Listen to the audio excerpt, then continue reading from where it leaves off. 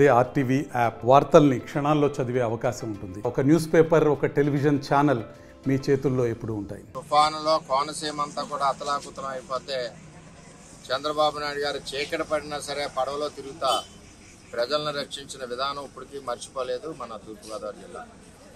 ఆ రోజు రాజమండ్రిలో సెక్రటరియట్ పెట్టి ప్రజలందరినీ కూడా మామూలు జీవితం వచ్చే వరకు కూడా మరి అక్కడ దగ్గరుండి అన్ని కార్యక్రమాలు చేసిన నాయకుడు చంద్రబాబు నాయుడు.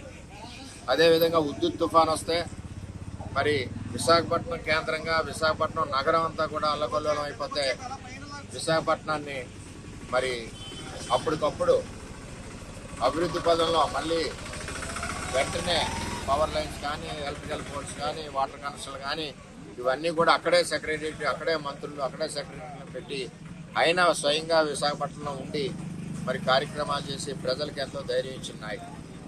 అదేవిధంగా ఈరోజు విజయవాడలో వాగులు పొంగి, బుడమేరు ఈ వాగులన్నీ పొంగి, ఇది కూడా ఇది వరకున్న వైఎస్ఆర్సీపీ జగన్మోహన్ రెడ్డి అవినీతి పనిలో ఉన్నాడు తప్పితే ఈ కాలువల్లో సిల్ట్ తీయాలి, ఈ కాలువల్లో ఆధునీకరణ చేయాలి, దీనివల్ల ముప్పు వస్తుంది. ఇప్పుడు ఎలాగన్నా డ్రైన్ వెళ్ళాలి అంటే నీరు వెళ్ళాలి. ఆ సిల్ట్ ఎంతైతే ఎత్తు పెరిగిపోయిందో అంత నీరు కూడా గ్రామంలోకి వచ్చేస్తుంది, టౌన్లోకి. ఆ కార్యక్రమాలు జగన్మోహన్ రెడ్డి మర్చిపోవడం వల్ల ఈరోజు ప్రజలకి ఈ విధమైన పరిస్థితి వచ్చింది. నేను రాత్రి లేచినప్పుడు మా సార్ చంద్రబాబు నాయుడు గారు ఏం చేస్తారో చూద్దామని చెప్పి సెల్ అవుతుంది. అయితే ఆయన టార్చ్ లైట్ వేసి ఫుడ్ అందిస్తున్నారు 2:30కి. విజయవాడలో ఆశ్చర్యపోయాను, సిగ్గుతో తల ఉంచుకున్నాను. నేను పడుకున్నాను, సార్ పనిచేస్తున్నారు. వెంటనే మాకు కూడా అక్కడికి ఏదో విధంగా మా తెలుగుదేశం పార్టీ చంద్రబాబు నాయుడు గారు, లోకేష్ గారు నేర్పిన సంస్కృతి ఏంటంటే ఎదుటివాడికి సహాయపడమని. మేము కూడా ఉడతా భక్తిగా పిఠాపురం నుంచి 4 టన్నుల కూరగాయలు, 2 లక్షల రూపాయలు విలువైన సరుకులు ఇక్కడి నుంచి మంగళగిరి తెలుగుదేశం పార్టీ ఆఫీస్కి విజయవాడ ప్రజలకి సహాయ సహకారం ఎంతో కొంత అవుతుందని ఒక సదుద్దేశంతో మేము ఇక్కడి నుంచి పంపుతున్నాం.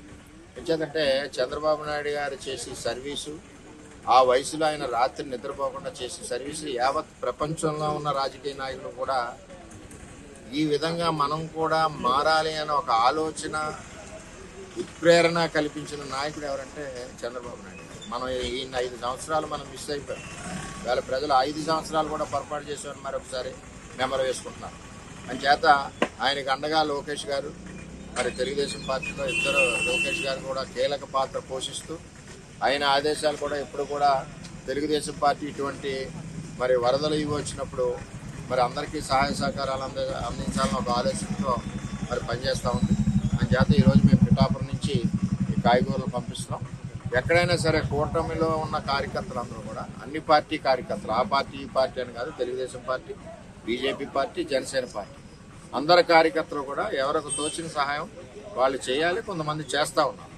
ఏదైనా తెలుగుదేశం పార్టీ ఇటువంటి విషయాల్లో ఎప్పటి నుంచో ముందుంది. అందులో పిఠాపురం తెలుగుదేశం పార్టీ ఎప్పుడు కూడా ముందుంది. మరి ఆ చంద్రబాబు నాయుడు గారికి మా పిఠాపురం అమ్మవారు ఆశీస్సులు, కనకదుర్గమ్మ అమ్మవారి ఆశీస్సులు నిండు 100 ఏళ్లు వర్ధిల్లాలని, ఆయన ఆరోగ్యం బాగోవాలని చెప్పి పిఠాపురం తెలుగుదేశం పార్టీ కోరుతుంది. మరిన్ని వీడియోస్ కోసం ఛానల్ ని సబ్స్క్రైబ్ చేయండి. లేటెస్ట్ అప్డేట్స్ కోసం వాట్సాప్ ఛానల్ ని ఫాలో చేయండి. అండ్ లింక్ డిస్క్రిప్షన్ లో ఉంది.